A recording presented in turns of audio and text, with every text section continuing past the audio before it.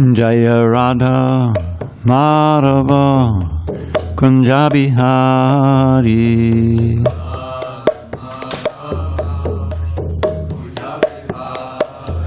Jaya Radha Madhava Kunja Bihari.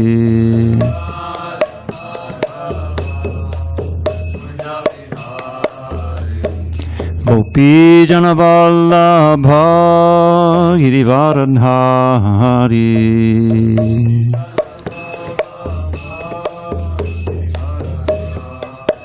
Jaya Gopi Jana Vallabha Girivardhari.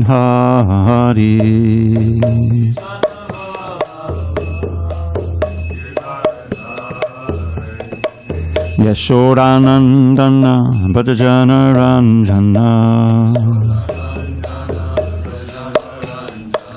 Yashodanandana Bhajana Ranjana.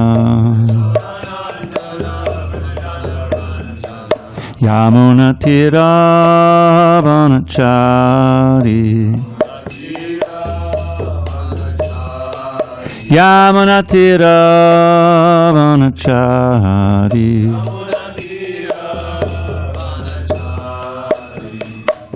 Hare Krishna, Hare Krishna, Krishna Krishna, Hare Hare, Hare Rama, Hare Rama, Rama Rama, Hare Hare.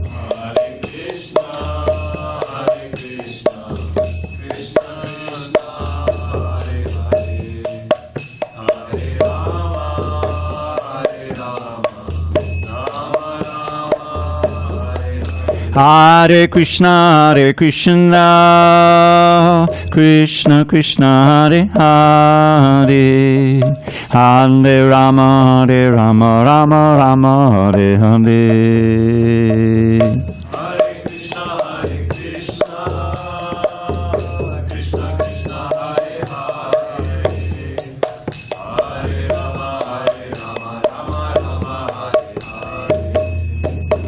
Jaya Radha Madhava Kunja Bihari.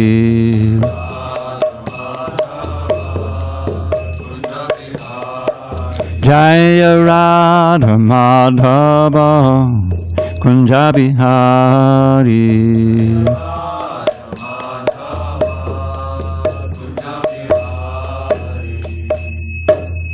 Jaya Vishnupad Paramahansa Parikacharya Ashtottara Shri Srimad Divine Grace Srila A.C. Bhaktivedanta Swami Prabhupada ki jai. ISKCON BBT founder Acharya Srila Prabhupada ki jai. Jai Om Vishnupad Paramahansa Parikacharya Ashtottara Shri Srimad Divine Grace Srila Bhakti Siddhanta Saraswati Thakur ki jai. Ananda Koti Vaishnava ki jai. Namacharya Srila Haridas Thakur ki jai. Srimad Bhagavad Gita ki jai. Samaveda Bhaktivinoda ki jai. All glories to the assembled devotees. All glories to the assembled devotees. All glories to the assembled devotees. All glory to Shri Guru and Gauranga.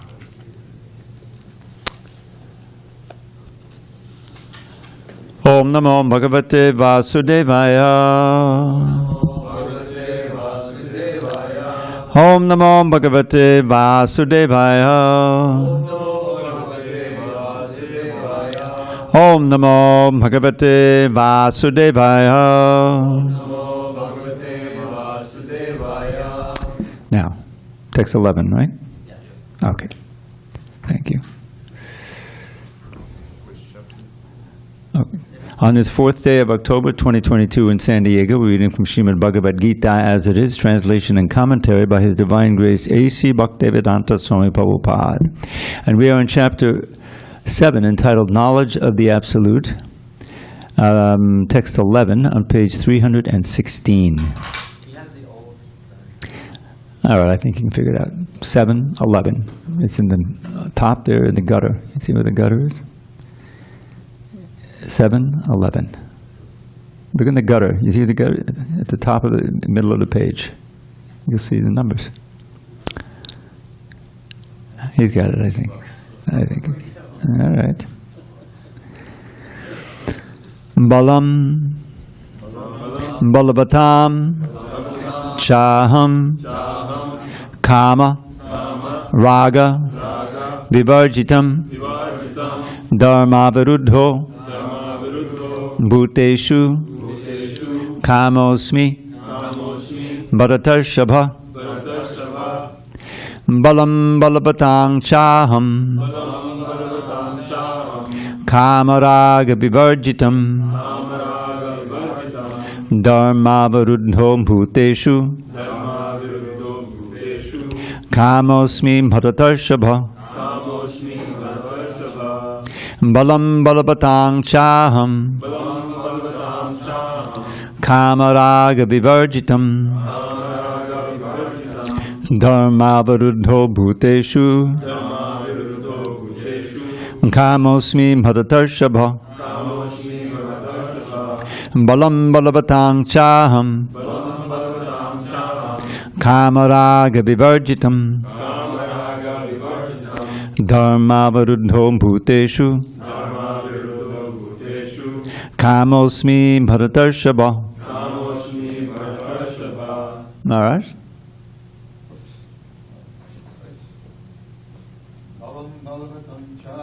Balam Balavatam Chaham.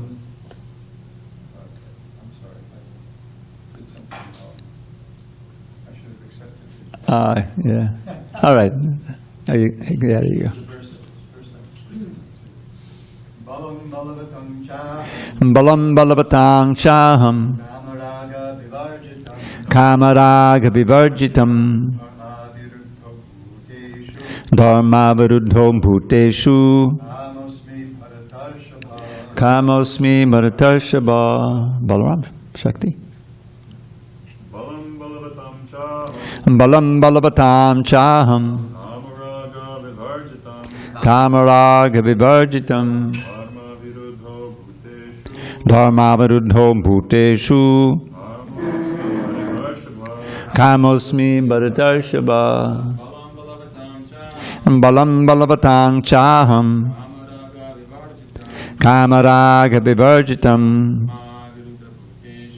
Dharmavaruddho Bhuteshu.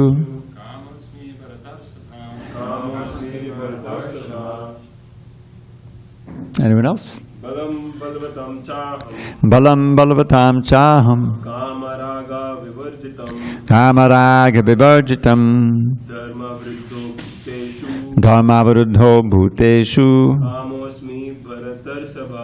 Kamosmi Bharatarshabha. Okay. Anyone on Zoom? Guess not. All right, I'll read this, the synonyms. You just read along silently. Balam, strength. Balavatam, of the strong. Cha, and aham, I am. Kama, passion. Raga, and attachment. Vivarjitam, devoid of. Dharma avaruddha, not against religious principles.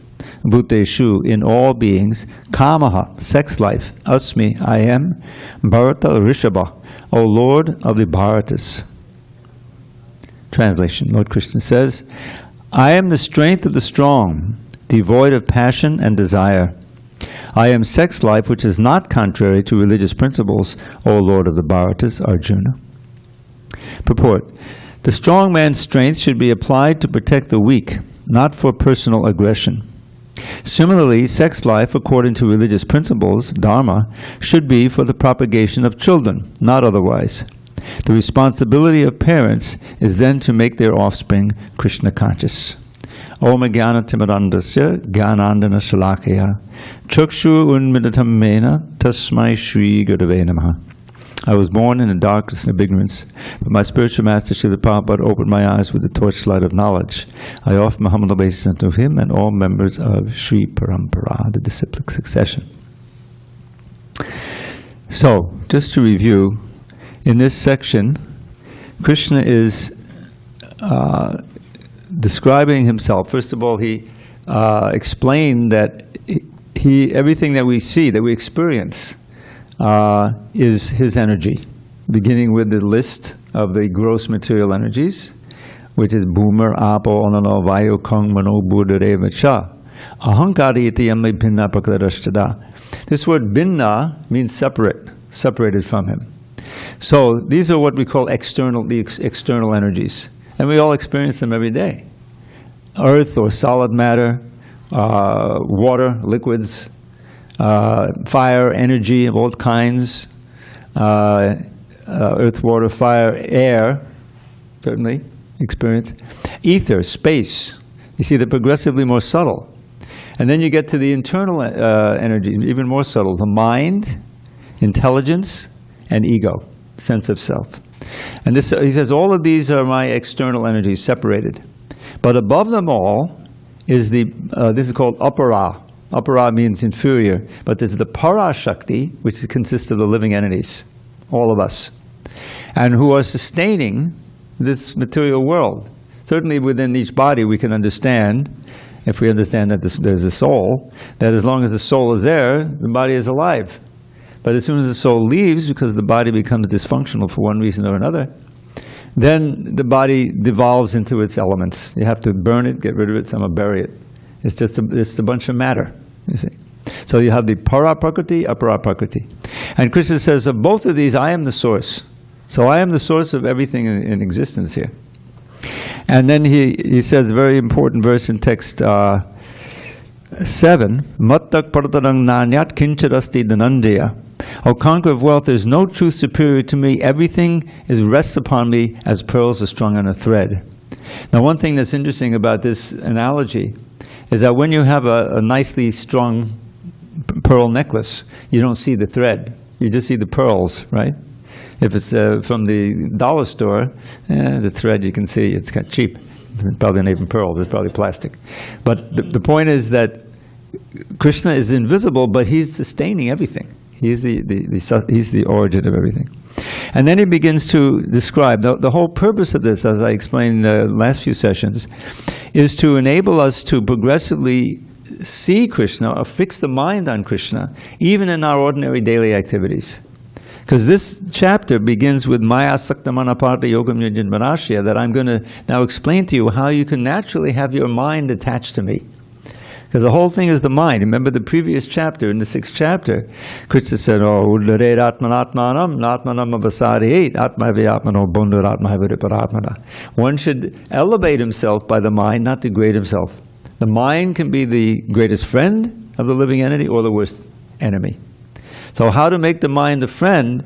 By disciplining the mind and filling it with thoughts of Krishna.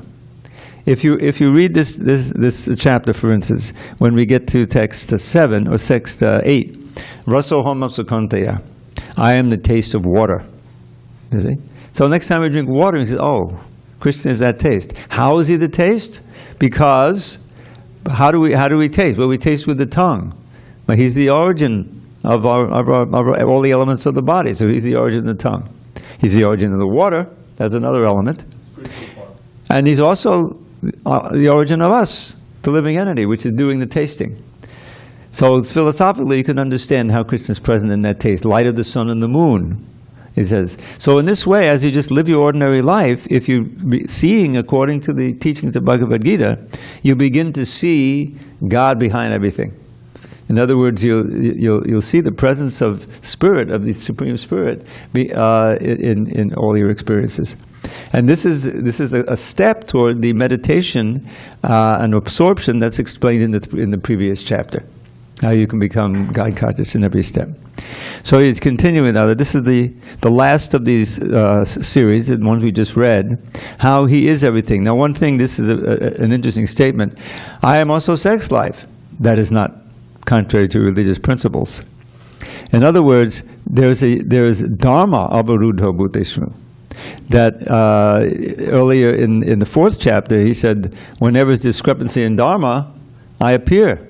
Yadahi dahi dharmasta ghana bhavati bharata. Dharma is very important. Why does Krishna care if there's dharma here? Krishna is in the spiritual world, he can enjoy. Because we're all his children.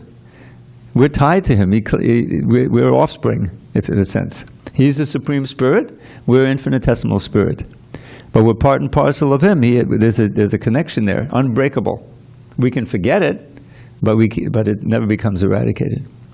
So Krishna is concerned what's going on in this material world. It's kind of a penal colony, You know, we don't deserve to be in the spiritual world because we decided not to serve God. We wanted to be independent, try to enjoy separately. But look, can we really do that? Look at just look at the mess we're making of this in this Kali Yuga. The oceans are dying. You came from Hawaii, Maharaj, right? So isn't there like a huge island of plastic that's floating there? I read nearby. West Hawaiian Islands. Yeah. All the things that we kind of discard eventually end up in the landfills and eventually get washed out to sea or whatever, you know. It's so the efforts, our effort to just try to enjoy our senses in this world is what is the greatest illusion. We can never really be happy that way. As I never tire to quote in the 5th chapter, text 20, I believe it is, Yehi sangsparjaja boga dukkha yonaya evate. The pleasure we enjoy from contact of the senses, and that includes the subtle sense, the mind, with the sense objects, is the very source of our misery. If nothing else, it keeps us bound to birth and death, which itself is a tremendous source of suffering. Birth, old age, disease, and death. As long as you're in a material body, you got to face those. All your hopes for happiness and security are eventually dashed by the force of time. And at the end, Krishna says, Mrityu sarvaharashcham. I take everything away as death. So then what? What happened to your plans to enjoy it safely? Dashed. But there is a place of ever-increasing, unlimited, unending happiness. And that's in the spiritual world with God. I mean, it makes sense logically. If you were God, what would you do? Well, you wouldn't get old, that's for sure. I can attest, that's no fun. Why would you die? So that's immediately, in other words, it's all eternal. This ever-roiling, ever-changing material world, which is known as Jagat, or Bhavasagara. Bhavasagara means the ocean of change. And the change is always, everything is always being pushed toward destruction. So this can't be all there is. And Krishna shows us, no, there's a world where time is absent. This is explained in the Brahma Samhita. Sayatra chedabdi svabadita babhijastisumahan nimeshadakyova vrtadinihiyatrati samayag. This is one of the lines describing that world. There's all these cows, Surabhi cows, who are so blissful that they're moistening the ground with milk, and not even a second passes away. There's no past, there's no future. There's only eternal present. Everything is fresh. So that's our home. That's our home. And Prabhupada said, we want to practice Bhakti Yoga so we can go back home, back to Godhead. That's the idea. So here Krishna is taking us step by step, showing us how he is everything. Of the strong, I'm the strength. Right? Balam balam. Kamaraga vivarjitam. That strength which is devoid of lust and raga and attachment. In other words, when the demons show their strength, sometimes become very powerful. Today is actually anniversary of Ram Vijay, of Lord Ram's victory over the demon Ravana. And we heard a wonderful account this morning, read by our old friend Dharma Setu Prabhu, from a book compiled by Purna Pragyadas about the life of Madhvacharya. And that was the other holiday today. But he read the summary of the Ramayana by Krishna Dharma, very readable, very skilled. Not Ram Nomi, Ram Vijay, Ram Vijayotsava. So here was this demon who was extremely powerful and extremely lusty. He got in, he kidnapped the wife of Ram, Sita, out of his lust, But he was cursed. This is the whole story. I won't get into the back of that. He couldn't take her by force, otherwise he'd die. So he kept her in his kingdom, and she's in his Ashoka grove, and she's pining away, but she's tolerating. And Ram, he's got all the monkey warriors together, And they built a bridge of stone. He made them float, and they went off over to Lanka, what's now Sri Lanka. Huh? Ram Setu.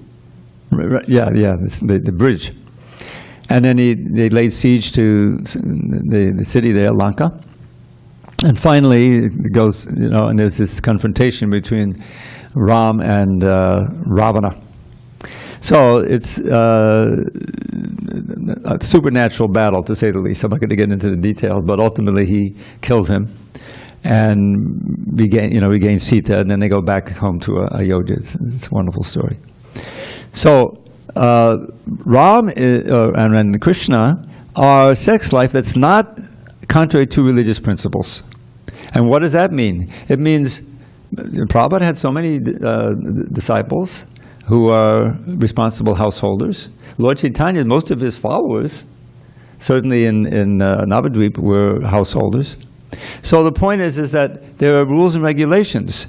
Not to let yourself get completely wrapped up in trying to enjoy the pleasures of household life and lose the thread of what's essential in human life. This is the whole idea, is to become free from material attachments and to become attached and to finally attain pure love for God and leave this world and go back to Godhead. But in household life, raising children in Krishna consciousness is a great service.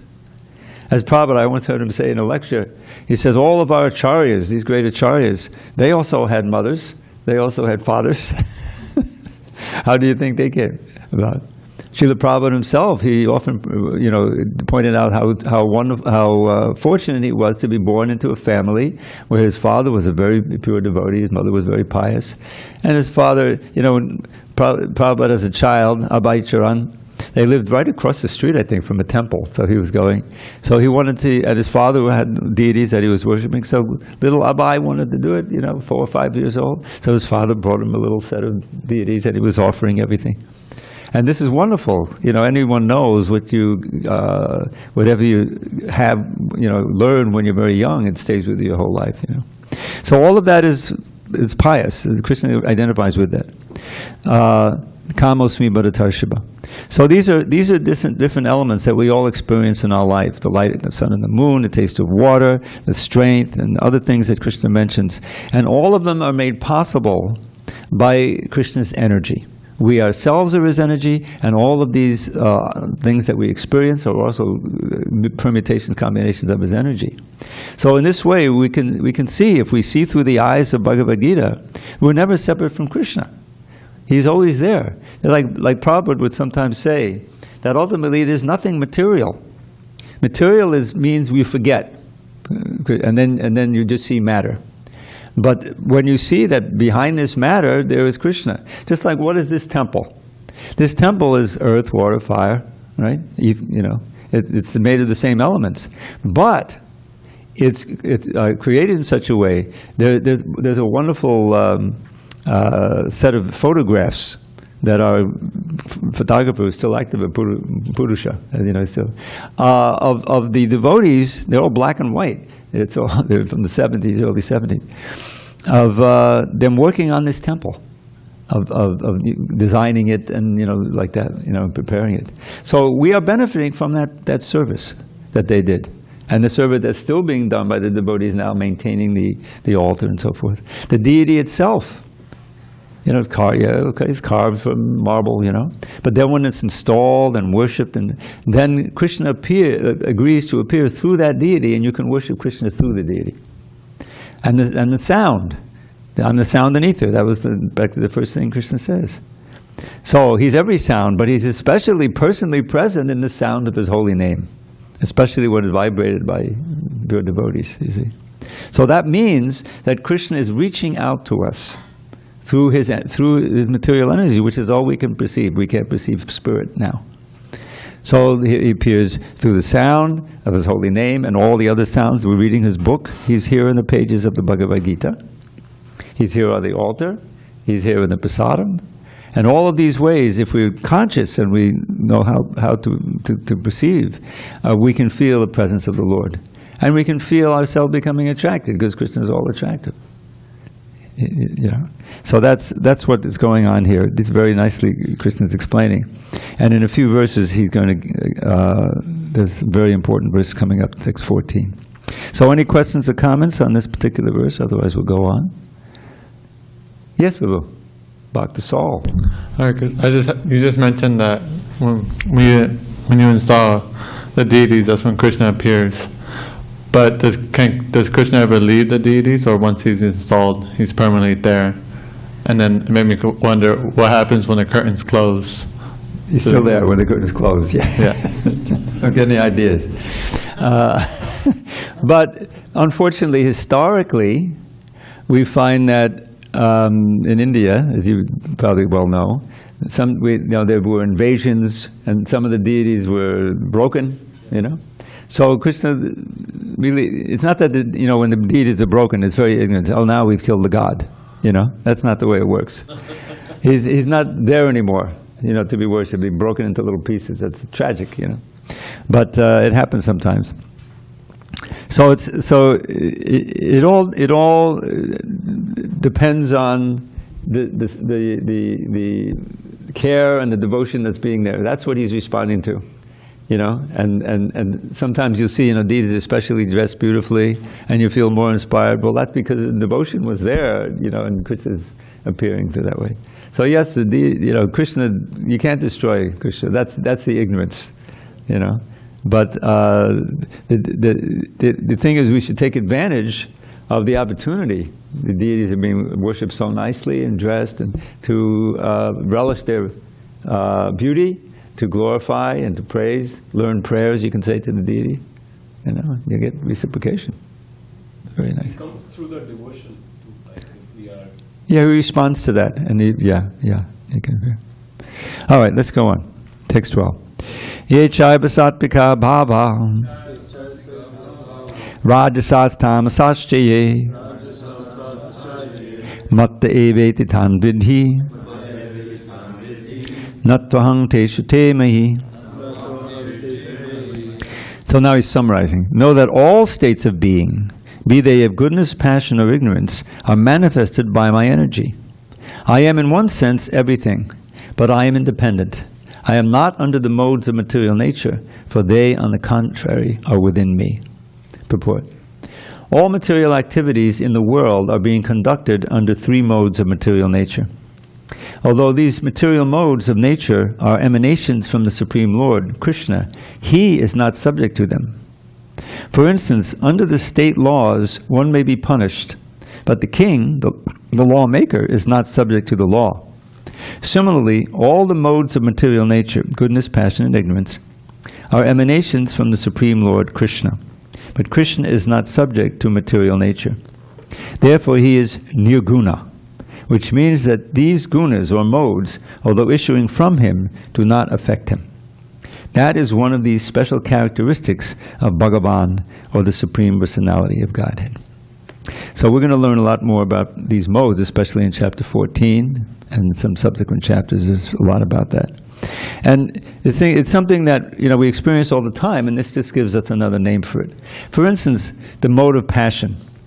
We're all familiar with the mode of passion. The mode of passion is when you really want to enjoy something, and the whole idea, okay, well, I can't enjoy right now, but if I make some money, then I can really enjoy. I can buy what I want to, And so you're working hard to make the money, or you're working hard to get the qualifications to make the money. The whole idea is that you want to enjoy. That's the mode of passion. I always think of one example of this is someone graduates from MIT, and they immediately go to Wall Street. This happens because a lot of the, okay, I guess I'll come back when the deity's open. There's so much mathematics to figure out how you can make money on Wall Street, algorithms and things. So these hotshot, mathematicians from MIT are in demand there. So you can go there and get an entry job, and they'll work like 80 hours a week, to really establish themselves and get on the ground floor, And the hope is, because the people have gone before, that before long they'll be making, 200, 300,000 a year, and build on it like that. And the whole idea is that, now I can afford an apartment in New York, and I can be part of the whole scene, That's the mode of passion. And you're not lazy. You may work, as I mentioned, harder than a lot of other people. But the whole idea is to enjoy, to become to the point of, oh yeah, I'll be just like one of these multi-billionaires. That's it. That's the mode of passion. The mode of ignorance, I think we're also familiar with, characterized by too much sleep, no get up and go, subject to depression, ahedonia, which I read about, the inability to really want to do anything or enjoy, like that. It's described, laziness, dirtiness, all of this. This is mode of passion. The mode of ignorance. The mode of goodness is characterized more like philosophical inquiry, desire to be in a peaceful and clean atmosphere, thoughtful, that type of thing. And in the mode of pure goodness, it said Vishnu appears. It's called the Vasudev state. Welcome. We'll have darshan at 8:15. Hare Krishna. Hare Bol.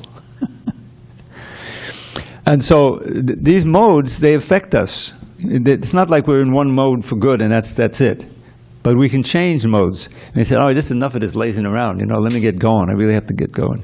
A lot of the effort to help someone with mental problems is to bring you from the mode of ignorance to the mode of passion. If you really come to the mode of passion and you can enjoy this, oh, now you're successful.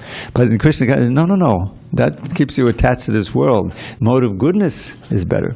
Like this ashram we have here, with a few of the men live in the ashram. We're meant to cultivate the mode of goodness, regularity, cleanliness, because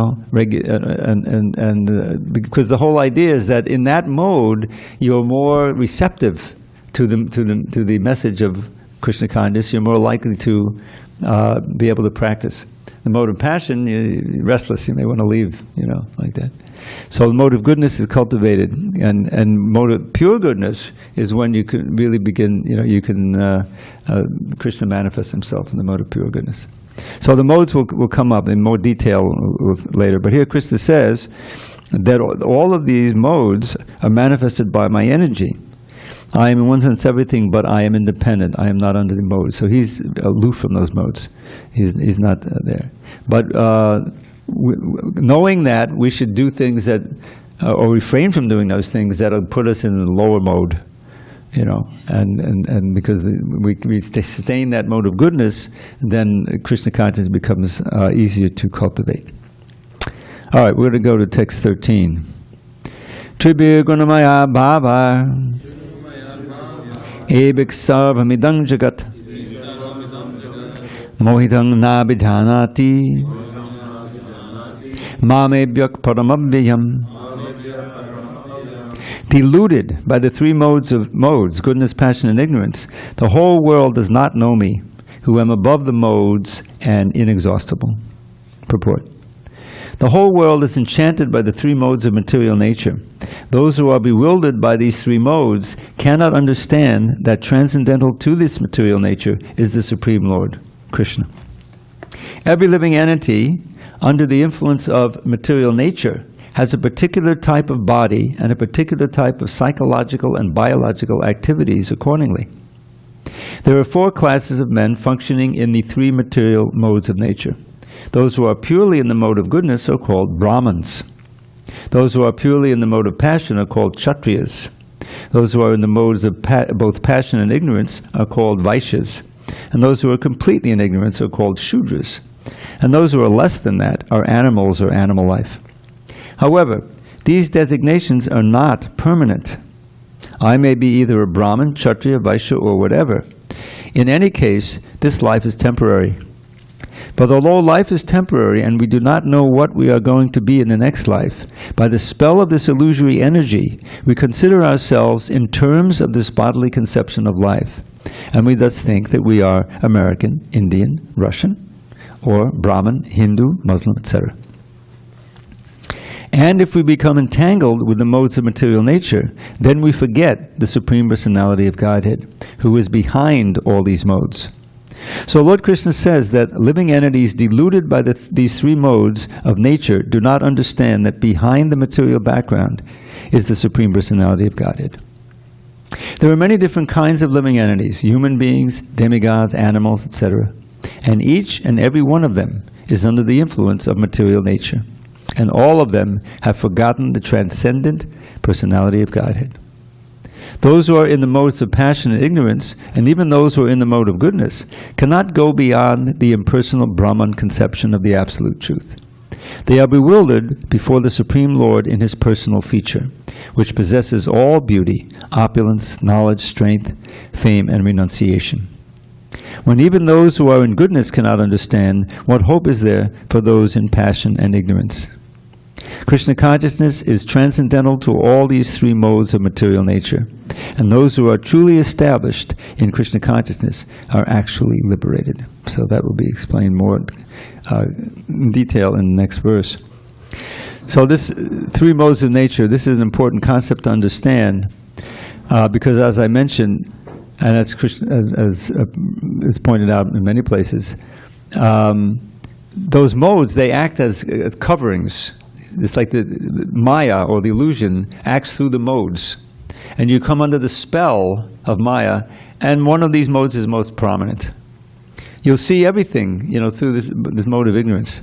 Just like I was reading, it came up this morning about this famous phrase Prabhupada would encounter when he came, God is dead. God is dead, And I'd heard that before, so what do you do to find out knowledge these days? I looked in Wikipedia. Right? God is dead. There was a whole section on God is dead. And it describes who came up with that statement.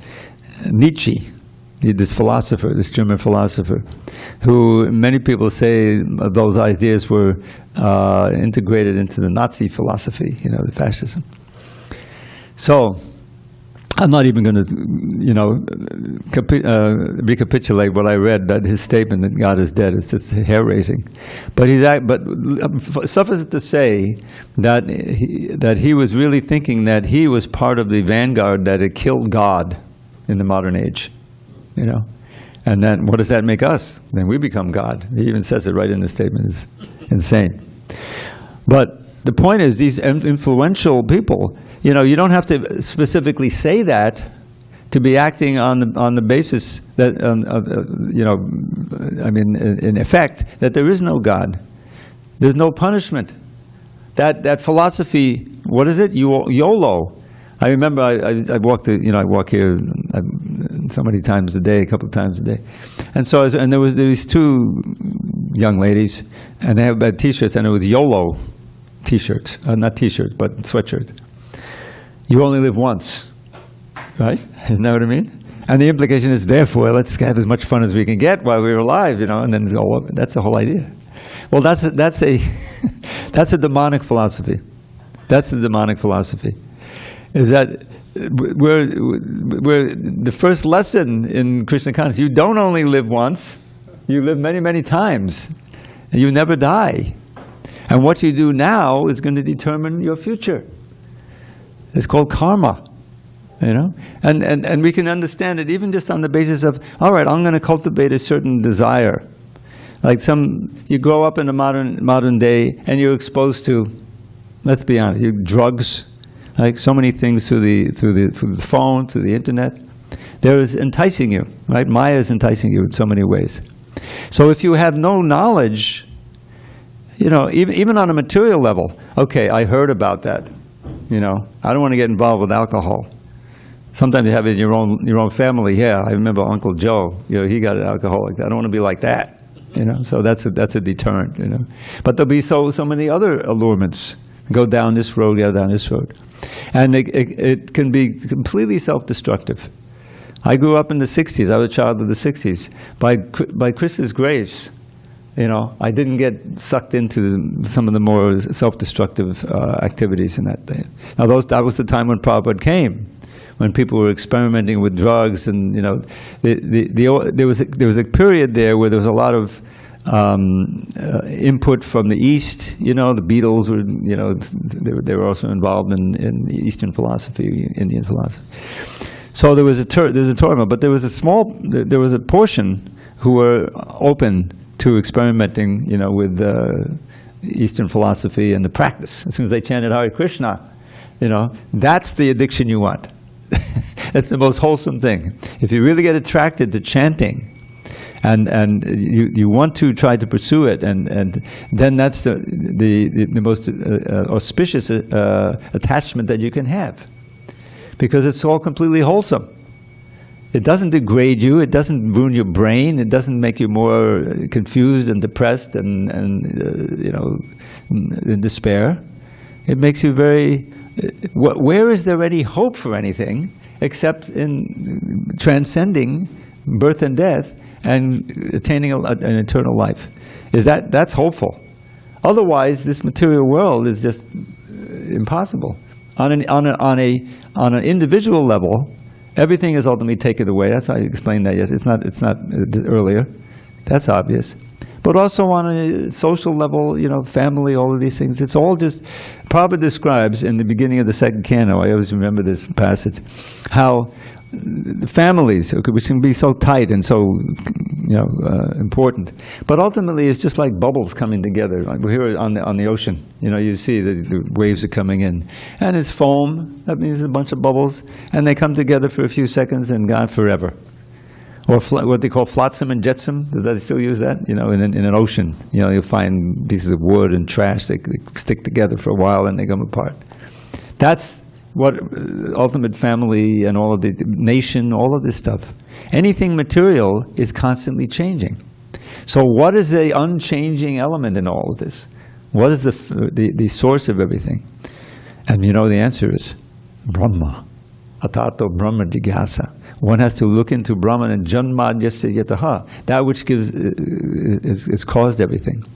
So that spirit, that consciousness, that's underlying everything. That was what Krishna is talking about here.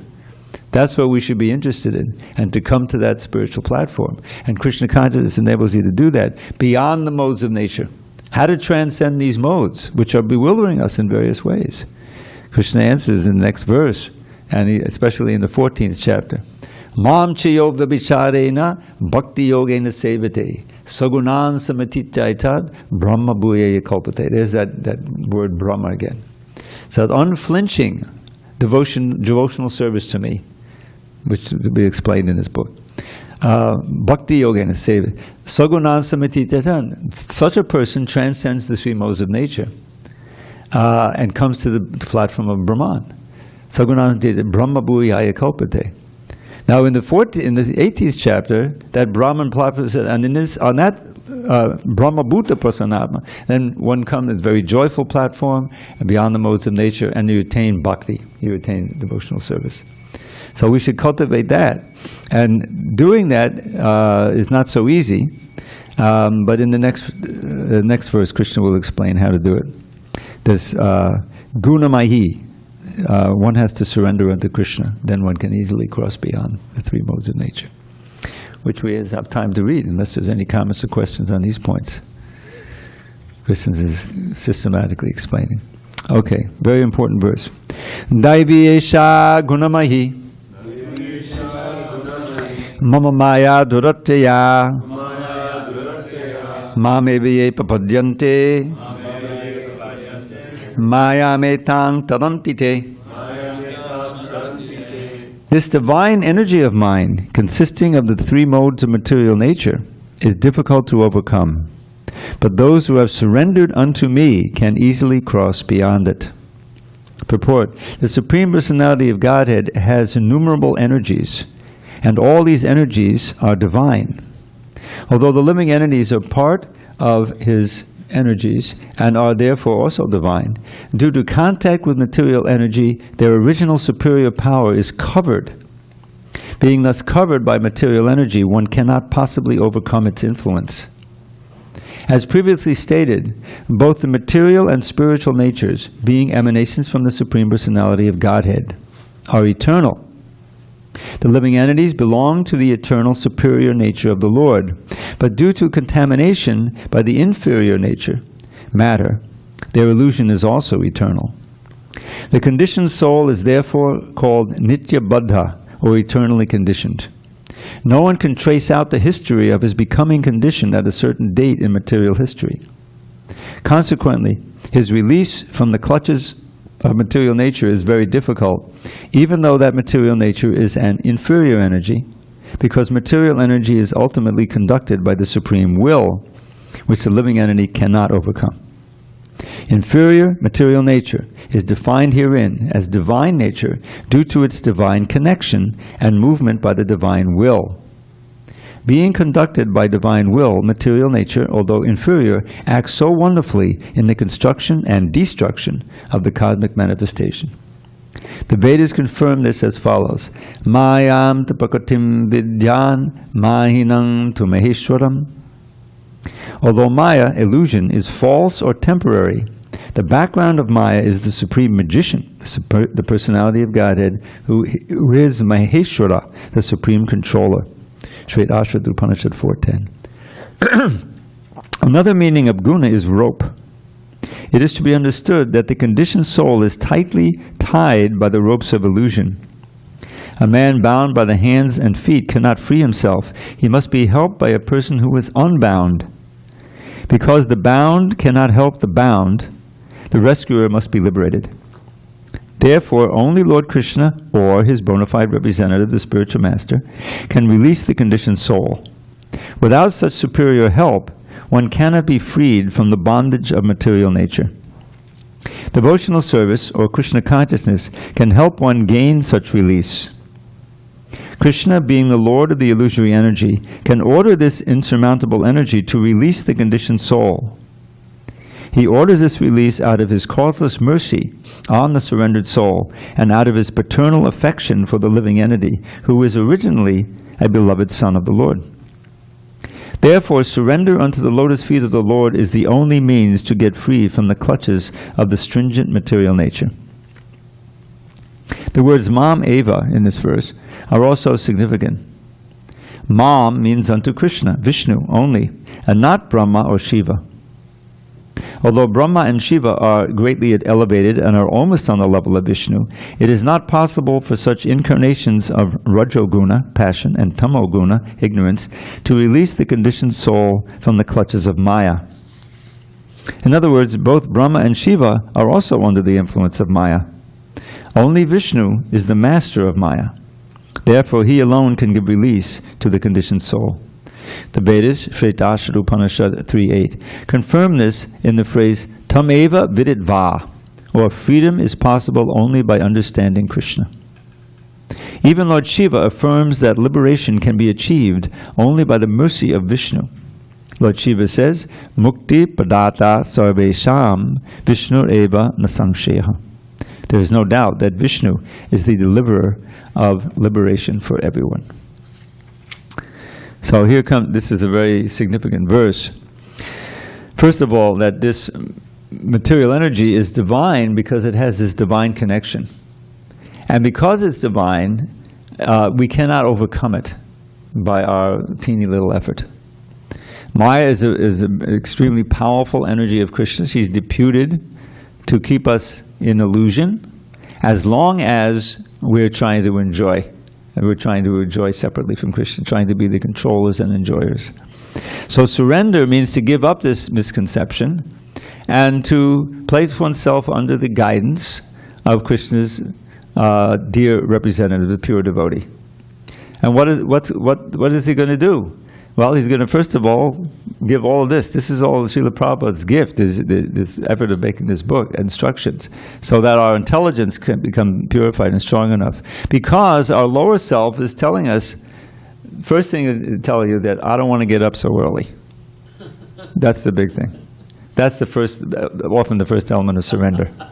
Because really, to have a spiritual life, you have to have that early morning where you can chant and meditate in heaven before you go to work, before you do anything. You see? So that's the surrender. I remember that was the first surrender. I always like to point out the getting up early, and of course here it's not such a big deal. But when I joined in Brooklyn in the winter, in the late winter of '73, and getting up, at 3:30 was practical, and taking a cold shower.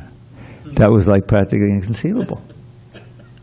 So I'm lining up and says, "Is this going to be it? Am I just going to walk out and put my shoes and pants on and then go home, or am I going to surrender? So Krishna, this is true. So I had been practicing Hatha Yoga seriously for a couple of years, and there's a breathing, the breathing system. There's a breathing technique. If you're ever in this rapid breathing, it's a heating breathing. If you're actually breathing like that, you can ward off, the feeling of cold in cold shower. I said, okay, that's what I'm going to do.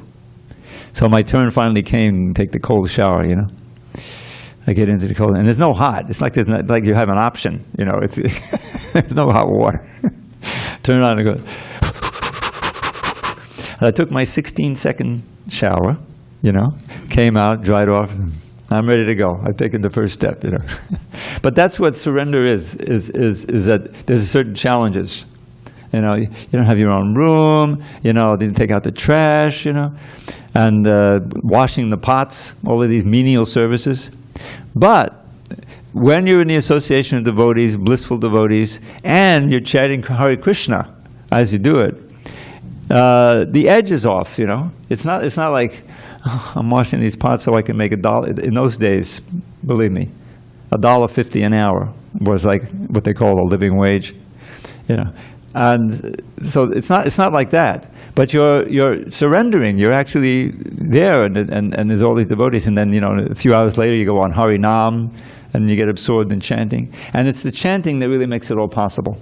The chanting the holy name, because as soon as you're chanting and you're doing some humble service, you're just trying to surrender, then Krishna gives you a nice big dollop of bliss. Oh, this is what it's like, to get it. Because really, we're this close, within our heart. Everyone's heart is God. He's there as a super soul. And as soon as he hears, this is several times in that famous verse, Shunvatam Sukata Krishna Punya Shavana Kirtana. It's all a purification process. He says, as soon as you have some taste for hearing about Krishna, he's in there. He says, oh, here's the sincere soul. So from within the heart, he starts cleansing away all of the unwanted things, unwanted desires and hates and doubts and all of this thing that's taking it, clouding our mind. He says it. That's right in the Bhagavatam verse, 2nd chapter of the whole Bhagavatam. And if you proceed like that, then you transcend the modes. He says, Nashta prayasha buddreshu nityam bhagavata sevaya bhagavadgita bhakti bhavati naistika. If you continue hearing, you become more fixed and habituated to the service. And then tadadadastama bhava kamalo, again, just what Krishna is saying here. You come up the modes, you become more established in the mode of goodness. The mode of passion and ignorance and the concomitant lust and anger are no longer part of your personality. You're more established in the mode of goodness. And so the greatest mercy that Krishna shows us is manifesting himself as Lord Chaitanya, and to give the holy name, this chanting, which is practical in this age. If we take it seriously, we'll find ourselves being inspired more and more to take on the austerities of Krishna consciousness. And the wonderful thing is that the austerity, after some time, is no austerity at all. It's not like every morning now, after 50 years, I got to get am I going to go now to Mangala or not? Maybe I should just turn over, and hit the alarm. It's not like that. Oh, Radha Giridhari there, I can chant. It's my turn to chant, Mangalarti, whatever. It's happy. It becomes a source of happiness, of bliss. So that's Krishna gives you so much, and it's so unqualified. But he's made it so easy. Here's one of the first verses you ever learn. Hare Nama, Hare Nama, Hare Nama eva kevalam. Kalo nasteva, nasteva, nasteva gataranyata. You can see there's so much repetition there. Very important verse, where I put it into a little poem. If you want to achieve the supreme goal in life, in this age, when dissension and chaos abound, there is no other way, there is no other way, there is no other way that can never be found, but to chant Krishna's name, but to chant Krishna's name, but to chant Krishna's name with a stout-hearted vow, and to pray, O Lord Krishna, O friend of the poor, let my head ever unto your lotus feet bow. That last part I kind of added, is Trinada Pisunichena. So we've been given the gift. The question is, are we going to take it seriously or not? Okay, I'm afraid we've come to the end. but we have a kirtan. So you're all invited, darshan. And same time tomorrow. And we'll continue with this wonderful, important chapter here. And very many more and very important instructions. All glory to Srila Prabhupada. Hari Hari Bol.